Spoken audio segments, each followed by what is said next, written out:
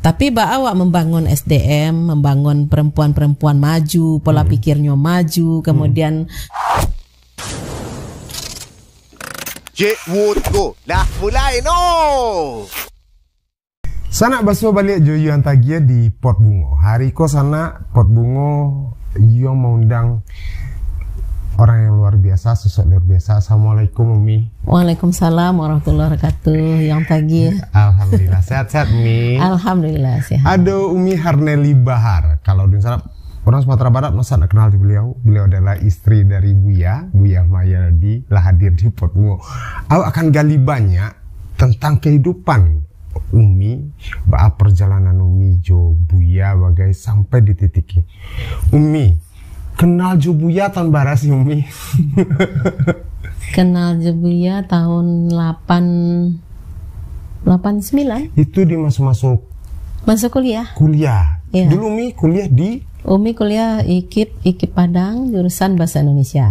Oh, IKIP Padang Umi. Ya, Buya Pertanian Unan. Kampusnya berdekatan. Waktu itu kampusnya berdekatan. Ya, kan kampus Pertanian Unan di daerah sama dengan IKIP atau UMP kini. Hartawar tuh ya. Ya. Nah, ketemu dengan Buya. Kalau orang dulu nih, pakai pacaran nggak sih? Umi pacaran. Berapa lama Umi?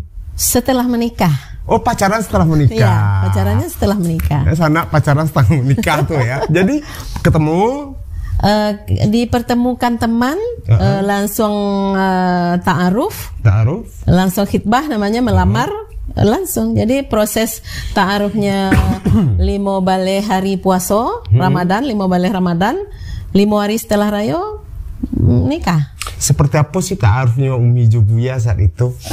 Kalau kini kan orang ke ta'aruf tapi masih chat, lewat WA. Enggak, karena waktu itu enggak ada HP. Jadi ta'arufnya memang di posisi enggak lo berhadapan. Ya. Jadi ta'aruf barampe orang tuh posisinya Umi, kemudian istri kawan, ya, kemudian suami kawan tuh, kemudian Buya, gitu. Ya. Dan perkawinan Umi sama Buya sampai hari kula berapa tahun Umi? 2 balik Mei patang 34 tahun. 34 tahun. 34 Alhamdulillah. Kini cucu Umi lah berapa? Cucu Umi baru 9. Baru 9. Anak hanya 9. Anak hanya 9, cucu baru 9. Jadi kalau anak hanya 9, cucu baru 9. Baru 9. 9 kalau tahu sana kan. Pandainya Umi ya. Nah Umi, 2 tahun Buya dulu menjabat sebagai wali kota Padang. 2 periode. Kemudian kau jadi gubernur. Itu kan tidak mudah untuk seorang Umi, seorang istri yang mendampingi suami yang pejabat yang begitu sibuk dengan pekerjaan. Umi cara menyeimbangkan itu, kondisi seperti itu.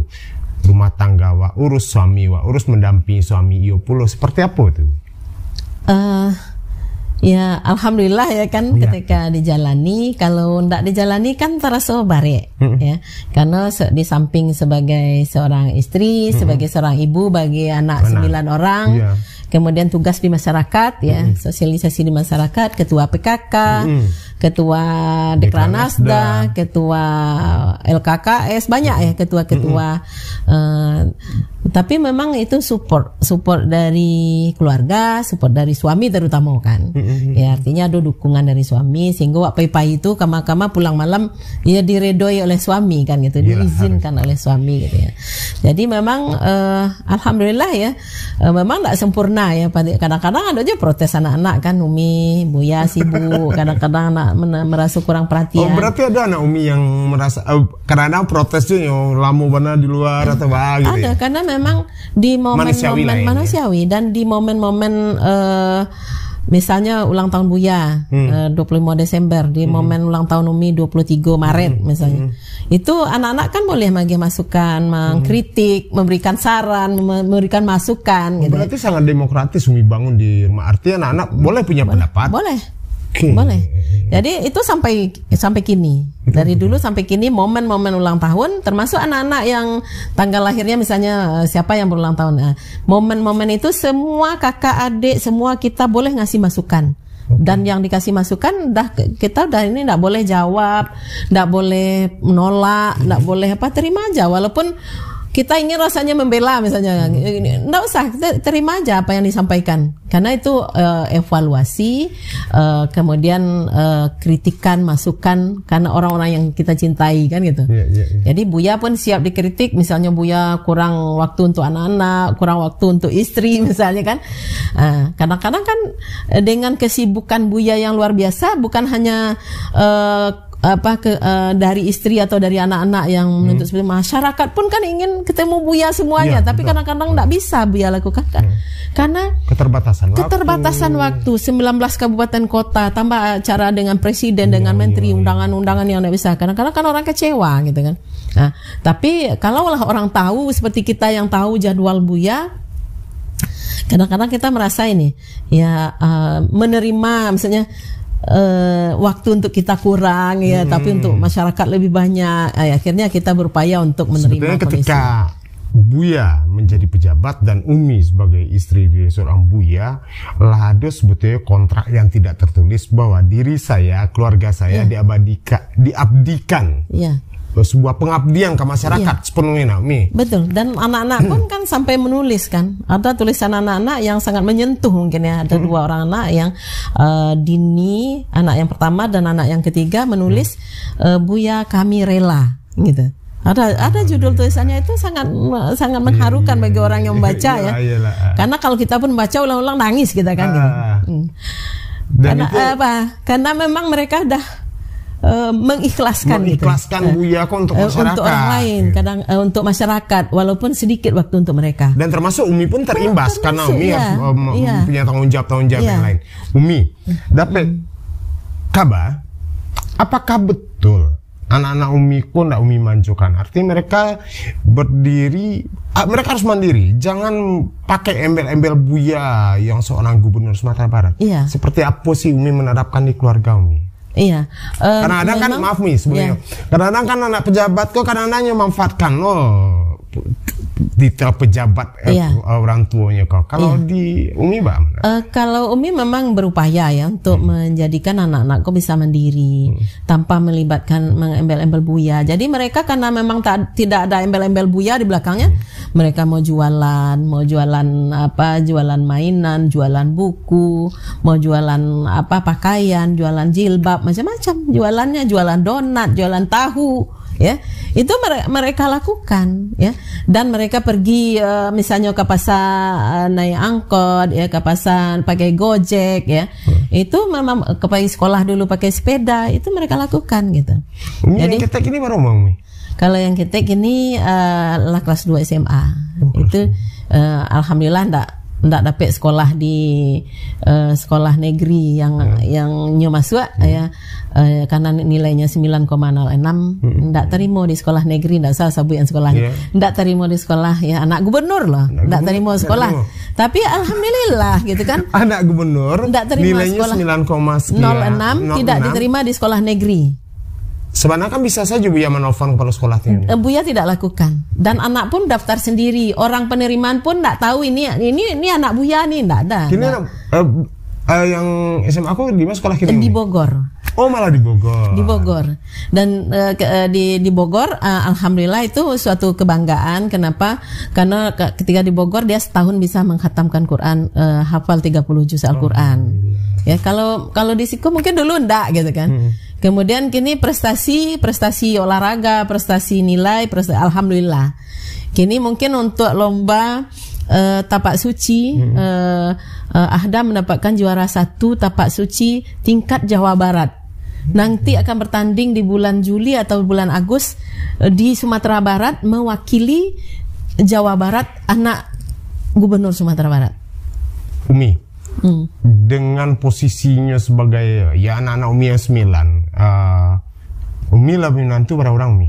Menantu lah 5. Artinya ada ampe orang yang belum menikah, artinya masih tanggung jawab orang tua gitu. Awak dapat cerita kabau Umi mau belanja anak atau sekolah tuh nak gadang-gadang mana? Enggak, sampai kini. Sampai kini? Iya. Waktu yang ketek, kok misalnya waktu sekolah SMP-nya dulu barasi Umi aja belanja seminggu? Waktu SMP tuh waktu mulanya waktu SD tuh 3.000 sehari. Kemudian katanya anak gubernur loh sana 3.000 sehari. Waktu itu masih waktu wali kota mungkin. Masih wali kota. Ya, jadi lah Umi. Wali kota 3.000 sehari. Terus jadi kemudian anak-anak ngecek karena Umi ndak dapet kue 3.000 le Mi. Kue kini 5.000 cek. Akhirnya naik 5.000 gitu. Jadi termasuklah anak-anak yang kuliah itu seminggu itu 100 enggak sampai 100.000 karena 20.000 sehari. Waktu kuliah itu yang kuliah ke UMP. Jadi karena makannya masih di rumah kan gitu. Jadi untuk ongkos-ongkosnya pulang balik gitu kan itu 20.000. Jadi kawannya enggak percaya di periso tasnya di kawannya. Enggak percaya kok anak wali kota belanjanya 20.000. Akhirnya perisonya iya piti 20.000 yang ada di tasnya gitu. Kenapa Umi menerapkan hal itu? Artinya kebutuhan seorang anak yang Buya seorang pejabat artinya bisa memberikan lebih kok. Memanjakan mereka dengan materi pun bisa. Kenapa itu Umi terapkan seperti itu? Bukannya apakah itu akan merusak jiwa mereka atau bahasa pandangan Umi? Kenapa harus seketek belanjonya gitu? Karena jadi pejabat itu kan sementara ya. Sejenak. Kalau anak yang sudah dibiasakan manja dengan uang, kelebihan uang, kalau dari sanang ke susah kan. Tapi kalau dari susah ke sanang mudah gitu ya. Maka itu yang di ke anak-anak memang belanja anak-anak kadang-kadang. Kalaupun awak memberikan misalnya lebih, misalnya ada dilabihan lah ketika tabung. Ya, anak-anak menabung. Nah, jadi menabung ya sehingga alhamdulillah dari tabungan itu anak-anak yang mungkin menurut awak nih kok lah terpikir anak masih alun mencari tapi lah terpikirnya ikut berkorban gitu kan kan suatu kebahagiaan. Dan mereka gitu kan. Memang lah mulai bawa usaha dari sekolah tuh mereka bikin usaha sendiri katanya. Ada yang menjual tahu beku, tahu apa itu tuh. Dulu tahu kotak, dulu awalnya Taufik ya, tahu box, kemudian dilanjutkan oleh adiknya. Kan sehingga Rami lah waktu di wali kota, Rami tukang ojek di Muko menjapui tahu. Yang mantan itu ada karena join anak yang nomor ampe, anak yang nomor 9 pemasaran. Nah, jadi ada anak Umi yang berminat untuk terjun ke politik seperti Buya? Sepertinya ada. Cuma mungkin baru ya belajar lah, alun secara langsung alun. Karena memang jurusan ada yang jurusan sosiologi, berarti sospol itu kan. Kemudian ada yang jurusan ilmu pemerintahan ada. Tapi memang masih belajar lah ya, karena memang Wak Kecian banyak belajar dari Buya. Kalau misalnya masih emosional, nah itu Wak sampaikan kalau masih emosional menanggapi tanggapan orang dan lain sebagainya susah jadi pejabat ya. Karena jadi pejabat itu pasti akan sebanyak yang suka, sebanyak itu pula yang tidak suka. Dalam kehidupan sehari-hari kadang itu juga berlaku gitu. Iya, betul. Umi, menghadapi kondisi atau mungkin kritik bagi Umi tadi, masyarakat pun kadang-kadang memandang ini nak sukonya akan apa gitu kan. Umi memanage perasaan anak-anak. Karena dunia digital kan bisa diekspos siapa saja, bisa dipantau oleh siapa saja, termasuk anak-anak. Seperti itulahkah Umi menenangkan perasaan anak-anak atau seperti apa Umi? Memang diagih pemahaman ya. Anak-anak pun dari tulisan-tulisan anak-anak itu kan ketika dia membaca tulisan orang menjatuhkan Buya, macam-macam lah ya, kritikan yang mungkin menyakitkan segala tuh. Anak-anak tuh merasakan sedih gitu kan apa. Ya sama kita merasakan sedih juga, tapi ketika Wak sampaikan ke Buya, Wak kok model itu orang dah apa ya, biasalah namanya Wak sebagai tokoh politik, pejabat atau apa sadanya tuh pasti ada yang suka, ada yang tak suka ya. Jangankan itu perjuangan Rasulullah aja, Rasul lah itu luar biasa, alun seberapa aja itu kadang-kadang kalau Wak menangis kan Buya nanangan nggak usah nangis biasa sih itu belum seberapa perjuangan awak dengan dibandingkan perjuangan Rasulullah dulu. Umi bukan rasio Buya kok tipe orangnya romantis tidak Umi? Begitu pertanyaannya. Kan kalau Buya tuh kalau sedang formal sangat tenang bawaan beliau kan. Karena amu pribadi Umi, Buya kok lebih romantis komiko atau sih? Sebab amu kan saya Umi sangat amu menilai Umi sangat romantis, apalagi ketika Buya ulang tahun Padang dalam sebuah forum Umi bawa kue untuk Buya, itu kan suatu sikap romantis bentuk kasih sayang ke istri. Itu Buya spontan ya. Kalau itu spontan tapi aja. Itu keren. Itu kalau Buya apa Umi di seharian di rumah sama Umi? Kalau Buya kalau sedang cool, sedang serius ya, itu memang ya serius ya, banyak tugas, banyak apa ya. Tapi kalau sedang santai, sedang rileks ya ada masanya juga, ada masa romantis ya, masa menyebutkan panggilan yang menyejukkan ya. Kemudian mungkin bahasa-bahasa tubuh yang membuat kita bahagia gitu, senang kan gitu ya, bahasa-bahasa tubuh. Karena ikum baru terungkap ke masana dan itulah rahasia keluarga Umi. Nah, Umi, anak-anak kan enggak sadunya Jumi gini doh. Enggak, banyak ada yang merantau gitu kan. Sekali baras sih anak-anak Umi, anak cucu kumpul Umi Buyanya. Iya.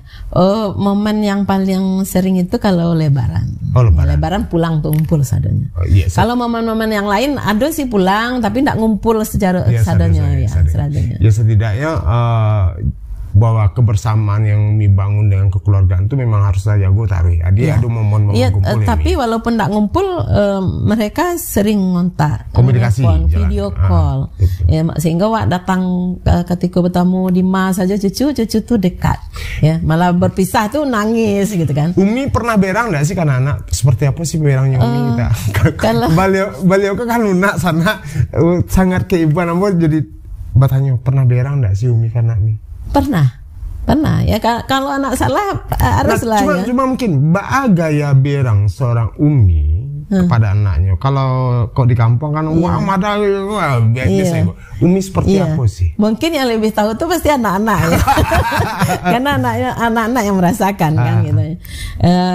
Ya macam-macam ya, kalau sedang emosi kadang-kadang nggak terkontrol ya, tapi kita cepat ya. Kalau semakin lama semakin wak paham ya tentang anak ya, tentu wak semakin nggak bisa disamuan cara menasihati anak pun, cara berang awak pun nggak sama. Jadi anak pertama sampai anak 9 tuh berbeda-beda. Tergantung karakter anak. Tergantung karakter anak. Ada yang awak dengan cara diam, tuh nyelah paham. Umi berang gitu. Kan. Kadang ya misalnya kalau sedang sholat tuh anak-anak ya, waktu anak-anak mungkin ya sedang sholat ada yang main-main, itu kan itulah ngerti anak-anak tuh, Umi berang gitu kan, mendehem sewa gitu kan, udah ngerti gitu. Tapi ada yang memukul ada gitu kan, Umi ndak munafik je, Umi manusia biasa. Kadang-kadang cuma kalau sudah pukul tuh malamnya bisa calik lain ndak ada pakai pukul tadi lain ndak ada. Kalau misalnya ada agak pakai pukul, mungkin memukul dalam emosi itu waktu mungkin pemahaman awak tentang psikologi mungkin waktu itu masih kurang gitu ya. Sehingga ketika lah dipahami itu terasa semakin awak memahami ilmu sananya sehingga bisa mengendalikan emosi. Apalagi tahu ketika orang yang kuat itu adalah orang yang bisa mengendalikan emosinya ketika dia marah. Jadi marah balik lo wak ketika apa yang disampaikan Rasulullah, ketika wak sedang emosi, sedang tagak, maka duduklah. Duduk masih emosi, berbaringlah. Berbaring masih emosi, maka wuduklah. Wuduk masing-masing masa sholatlah. Ternyata ketika itu wak lakukan, mungkin ya emosi wak bisa memuncak ya, bisa memuncak, bisa marah, bisa macam-macam. Tapi ketika itu wak lakukan, Umi lakukan kepada anak-anak ketika itu sampai Umi masih karena ada yang berlaku lah, yang ada yang mungkin agak suaranya kareh kawak gitu. Kemudian wak sedang tagak duduk berbaring, berbaring tuh anak-anak dikira wak pingsan. Anak-anak minta maaf, maaf kan tak ulang lagi. Kan berehat. Melakukan itu ya, ketika wak sedang emosi di bawah tidur, darah berjalan ke seluruh tubuh kan, sehingga untuk menurunkan merilekskan nanti. Perjalanan Umi dengan Buya yang puluhan tahun bersama, kemudian punya anak dan sampai Buya di titik karir sampai gini gitu.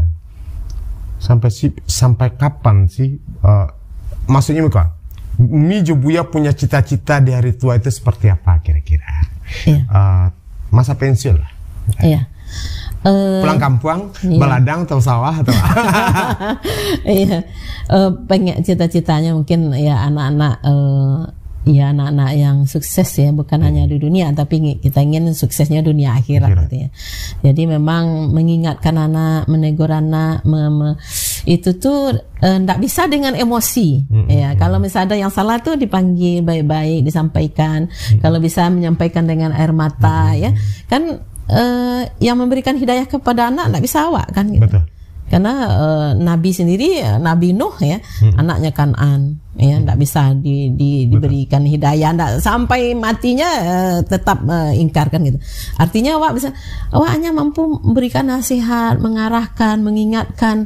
Sholatnya misalnya kan, walaupun jauh kita WA, nak sholat nak apa dah, atau video call, ada saat kita video call, kamu di mana nak, yang jauh misalnya kan, sedang makan sama teman, ayo kita video call.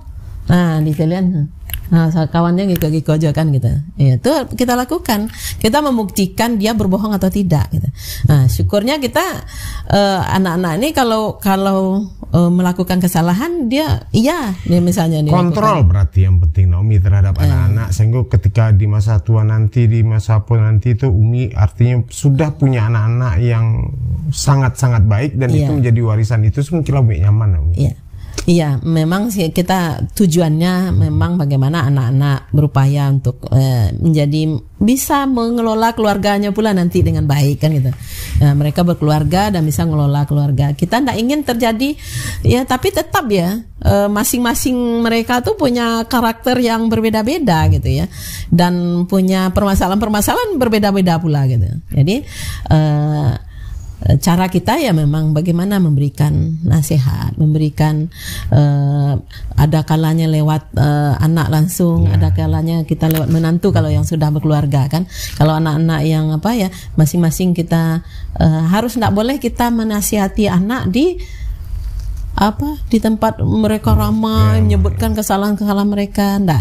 Tapi memang jangan sampai mempermalukannya gitu. Umi, Buya turun di dunia politik sudah cukup lama dan Umi pun mendampingi beliau.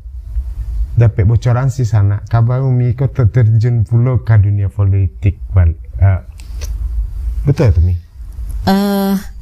Sebetulnya ya karena keterwakilan perempuan mungkin ya. Keterwakilan perempuan untuk 2024 nanti ya, Umi diminta untuk jadi calon DPR RI, calon anggota DPR RI Dapil 1. Ya. Berat sih sebetulnya, tapi karena memang keterwakilan perempuan, karena suara perempuan ya, dan kita juga bergerak juga selama ini di masyarakat ya, dan Buya sebagai ketua DPW juga ndak bisa menolak juga ketika harus ada keterwakilan perempuan dari di sinilah ya mungkin kita ya lagi-lagi harus izin suami ya, izin anak-anak ya, anak-anak menantu cucu lah ya. Artinya ada keterwakilan perempuan, dan toh selama kok Umi pun turun ke masyarakat melihat kondisi masyarakat, dan rasanya mungkin ya kenapa tidak terjun langsung secara bisa mengambil sebuah keputusan Umi jadi anggota legislatif, dan itu pun Buya ketua DPW untuk Sumbar. Dan kenapa istri beliau juga tidak berperan aktif untuk memajukan masyarakat Sumatera Barat kan Umi? Iya. Nah, ketika Umi mencalonkan diri, terpilih, alangkah tambah sibuknya Umi Buya mana? Ya. Pernah jarak jauh enggak sih Umi? Pernah sering jarak jauh enggak Buya? Misalnya, kalau jarak jauh ya mungkin sering ya Buya, misalnya itu Buya Buya di daerah di mana, atau Buya misalnya Jakarta. Pisah kita Buya mungkin sekian bulan di sini, Umi di situ. Enggak, belum pernah ya, karena kini enggak ada yang jauh kan. Iya sih. Ya. Sawanta ya mungkin paling lama jauhnya tuh mungkin ya seminggu gitu kan. Seminggu saja walah meriang kan? Iyalah. Iya. Tahu yang tajia meriang tuh. Merindukan kasih sayang. Iya. Jadi meriang kok merindukan kasih sayang. Seminggu sepanjang mana Umi? Ya, seminggu saja mungkin sama-sama meriang sebetulnya. Iya. Umi, jadi Umi ikut terlibat bisa di 2024 dapil barang ini? Sumbar 1. 11 kabupaten kota. Ya, Sumbar 1 dan Iko salah satu bentuk kepedulian perempuan Sumatera Barat terhadap Sumatera Barat sendiri. Bukan persoalan Iko kebutuhan politik semata barangkali. Karena sekian tahun Umi di Padang Umi mendampingi Buya, kemudian di Sumbar mendampingi Buya. Umi melihat perempuan-perempuan Minang Sumatera Barat seperti apa kini Umi? Cukup maju atau ketinggalan? Iya. Ya ada yang maju, ada yang tertinggal gitu ya. Jadi memang kalau Wak Jalik Selamoko kadang orang memikirkan banyak pembangunan fisik gitu ya. Infrastruktur yang nampak gitu ya. Tapi awak membangun SDM, membangun perempuan-perempuan maju, pola pikirnya maju, kemudian perempuan yang memang peduli terhadap ketahanan keluarga. Kan Sumatera Barat ada berita nasional masa tingkat perceraian di gara-gara ini. Perceraian tertinggi itu setelah Lebaran kemarin. Ya, tingkat perceraian yang tinggi. Ya sebetulnya faktornya bukan hanya reuni itu kan udah mungkin penyebab terakhir ya, padahal balik ya, karena udah ada permasalahan juga sebelumnya gitu ya. Permasalahan mungkin ya seorang istri yang tidak paham tentang tugas dan kewajibannya sebagai seorang istri, suami yang tidak paham tugas dan kewajibannya sebagai seorang suami, kemudian permasalahan yang harusnya diselesaikan berdua tapi justru disampaikan pada orang lain, sehingga kenyamanan tersebut dapat dari orang lain gitu. Iya. Ya harusnya kan ketika Wak bermasalah ya, misalnya model Umi Buya bukan tak do bercakap, ada. Iya pasti ada. Iya. Namanya biasanya itu Umi selesaikan seperti apa Ju Buya? Kalau Umi sedang misalnya Buya diam-diam ya, kemudian Umi introspeksi diri, apalah salah Wak gitu ya. Nah, kemudian biasanya Mbak aku Buya diam-diam, Mbak aku udah diam-diam, apa salah nilai kan gitu. Dibicarakan, ndak disambut. Misalnya sedang satu emosi, kemudian awak emosi loh, nah gitu. Buya sedang berang, misalnya awak berang loh, enggak gitu. Tapi memang berupaya, walaupun pernah, bukan enggak pernah, pernah. Sangat manusiawi lah itu Mi. Iya, pernah Buya sedang berang, misalkan memang Buya sih yang bisa berang, awak bisa berang, itu kan ego awak tuh kan, ego awak. Tapi ketika awak memang berupaya untuk suatu kedamaian, kenyamanan dalam rumah tangga, ketika ada permasalahan, mari kita duduk berdua selesaikan. Karena ketika dibicarakan dengan orang lain, karena pernah juga Umi ceritakan sama orang lain, akhirnya kayak jadi rahasia umum. Kok yang diceriton tuh menceriton lo ke yang lain baru kan gitu. Jadi gunjang.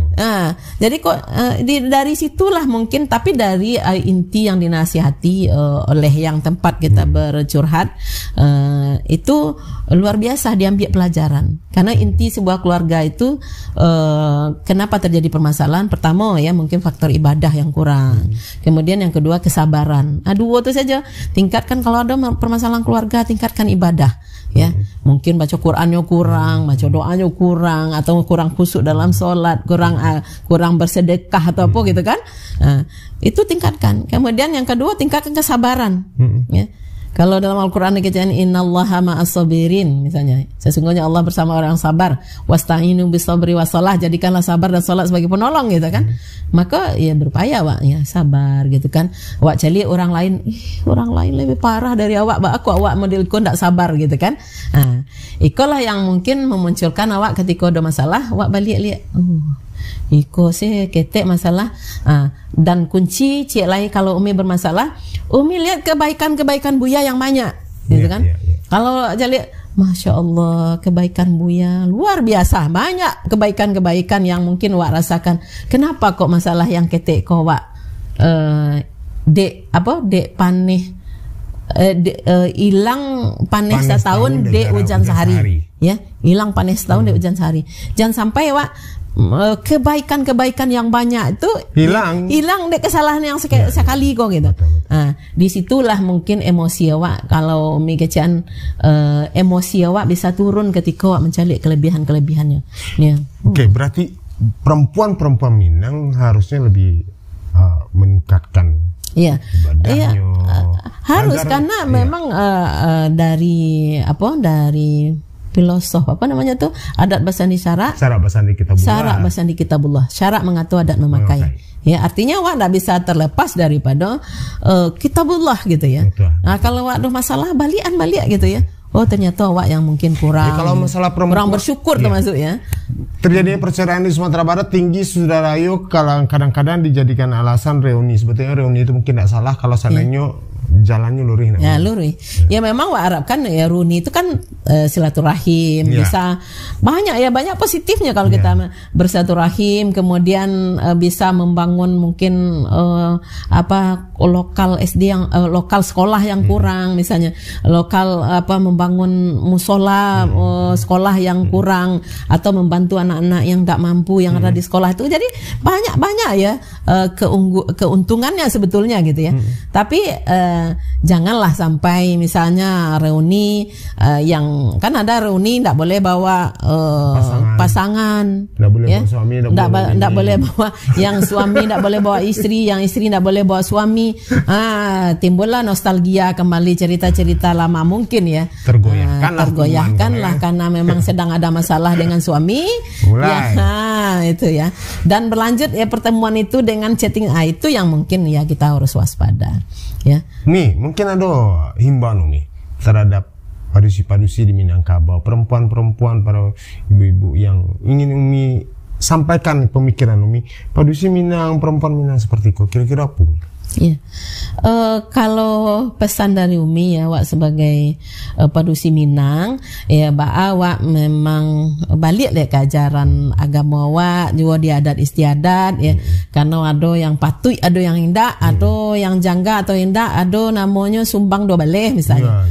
Kan sumbang kalau awak berjalan jauh laki orang atau berbonceng jauh laki orang tuh sumbang gitu kan. Atau terlalu lama curhat-curhat jauh HP walaupun tidak bertamu langsung tapi suara kok menyambungan itu ya. Jadi itu hal-hal yang itu tuh kalau awak lakukan yang kategorinya setan kan, bisian di setan, lama lo ojo apa kok berdiskusi sana ngati awak, kalau sudah awak seorang misalnya kan gitu. Itu hal-hal yang akan menjadikan hubungan keluarga tuh jadi rusak ya. Sehingga awak sebagai padusi Minang, awak rancak awak keluar, rancak luak di dalam. Jangan rancak di Labuh saja gitu kan.